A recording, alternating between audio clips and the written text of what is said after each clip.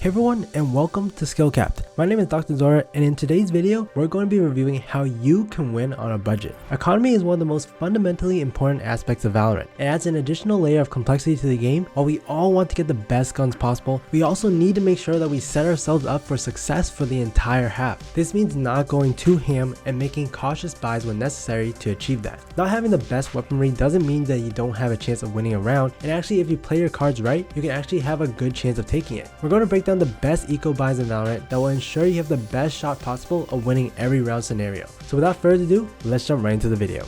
Starting things off with our question of the day, y'all.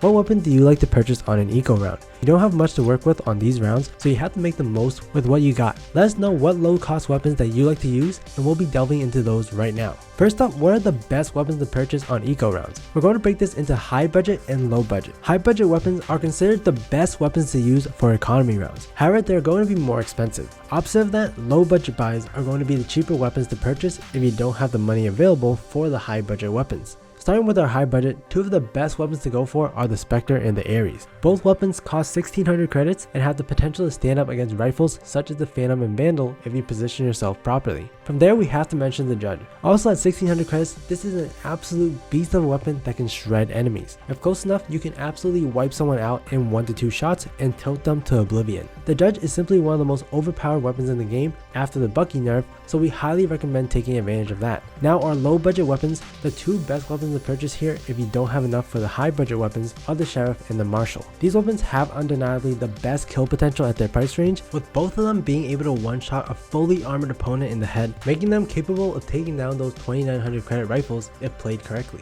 To compare, the Sheriff is only 800 credits and the Marshal is 1000 credits. You can be equally effective with the two, although the Sheriff will shine more in close range fights while the Marshal will shine more at longer ranges. Speaking of shining, if you want to outshine the competition and want top level tips to take your Valorant game to another dimension, then go to skillcapped.com to unlock our hyper improvement system that will teach you everything you need to blast through the rankings in Valorant. The link will be provided in the description below.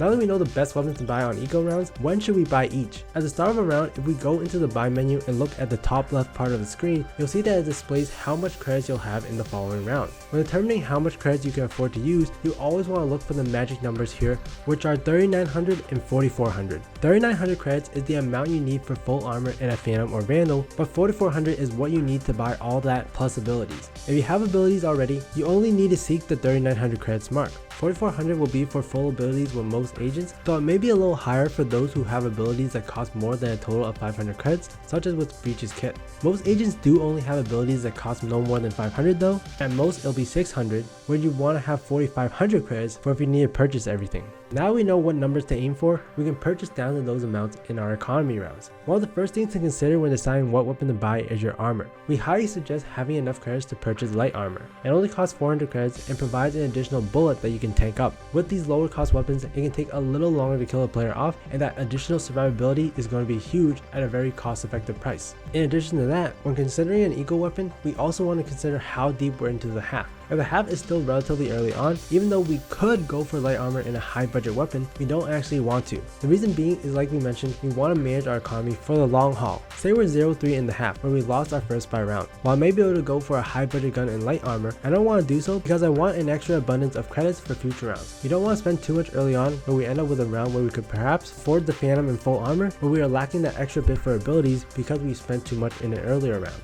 Abilities are crucial to have in the game, so really the high budget weapons should be saved more for when the half is coming to a close and you know that you'll be able to buy everything you want on your full buys for the remainder of the half. With that being said, this means that most of your purchases are going to be for low budget weaponry at the beginning of the half and then gearing towards high budget weaponry at the end of the half. Make sure to keep the long term in mind when making your purchases to ensure you have as many complete full buys as possible. We have now gone over the general principles for economy rounds, so now let's get into the nitty gritty details that will help you determine the best buy for you. There are 3 factors to consider to determine your specific buy, and that is the map you're playing, the agent you're playing, and the position you're playing. Different maps lend themselves to different play styles and situations. For example, example, Breeze is a humongous map, and as such, it really favors weapons that do well at long range engagements. With that in mind, even though the high budget weapons cost more and theoretically do more damage, they lose their effectiveness quite quickly with an increase in distance. In fact, on long range maps such as Breeze and Icebox, the low budget weapons actually could do just as well or even better than the high budget weapons. The Marshal can one-shot at all ranges, and the Sheriff can one-shot at close ranges and still be a two-shot kill further away. This versus the Spectre, Ares, and Judge, who can only tickle enemies at long ranges such as 50 meters,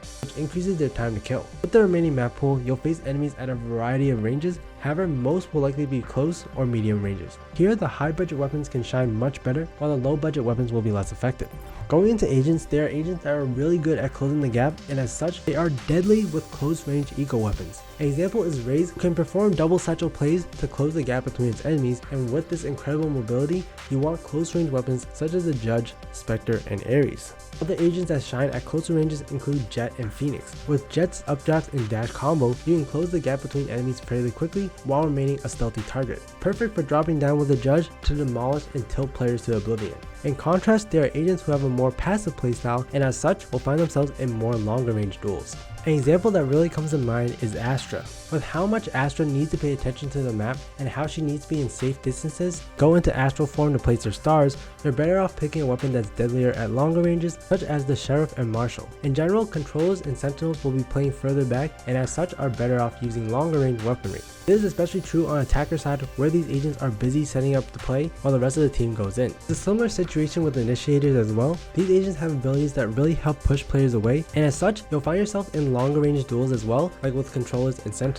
The duelists are really the main agents that are going to come in close, but it's important to note that these are just general ways to play an agent, and if you don't play them the way that we just mentioned, you're going to really want to pay attention to positioning, which we're going to get into right now. So lastly, position is really going to be the factor that dictates what weapon you want to buy on an eco round. If you're playing a really close range position like Be Heaven holding Mail, the Judge is without a doubt the best eco weapon for the job. It can one-shot enemies here and is absolutely devastating to play against. If you're in more of a medium range position, like if you're holding B Garage from this off angle, then the Spectre and Ares are going to be your best bet if you can afford it. The Sheriff and Marshal aren't the best options here, as they don't have as much multi-kill potential, which is likely what you're going to face in this position. These weapons are much better in positions that you can jiggle into, such as playing on the side of Garage here, where you can strafe left and right to shoot and dip away.